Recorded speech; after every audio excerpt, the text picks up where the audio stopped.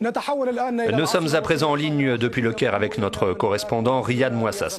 Riyad, la commission des élections égyptiennes vient d'annoncer la victoire de Mohamed Morsi, le candidat des Frères musulmans.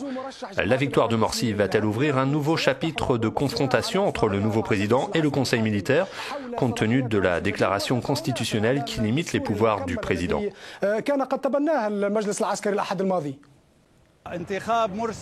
L'élection de Morsi aujourd'hui représente une victoire pour les frères musulmans, mais aussi pour ceux qui les soutiennent, c'est-à-dire les forces révolutionnaires. Mais en réalité, c'est une nouvelle bataille qui s'annonce entre les frères musulmans et le conseil militaire en raison de plusieurs questions sensibles qui concernent les pouvoirs du nouveau président. Par ailleurs, il subsiste un grand problème qui concerne le pouvoir législatif qui se trouve aujourd'hui entre les mains du conseil militaire. Il va donc falloir réorganiser des élections législatives. Dans ce cas, les frères musulmans pourraient ne pas réaliser les mêmes résultats qu'ils ont eus lors des premières élections législatives, surtout que l'opinion publique est aujourd'hui partagée entre Shafik et Morsi.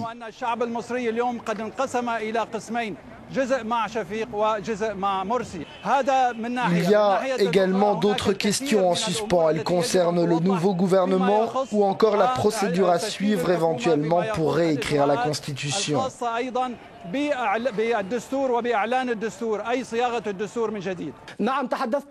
Vous avez parlé de division dans la rue en Égypte. On a aussi évoqué des désaccords entre les membres de la commission électorale sur les recours déposés par les deux candidats. Tout cela risque-t-il d'accroître la tension en Égypte ou même de déclencher des affrontements entre les partisans des deux candidats, Mohamed Morsi et Ahmed Shafik?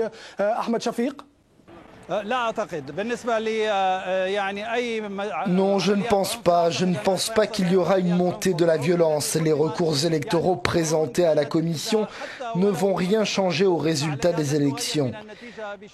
Car l'écart entre les deux candidats est énorme, environ 2%, c'est-à-dire environ 1 million de voix.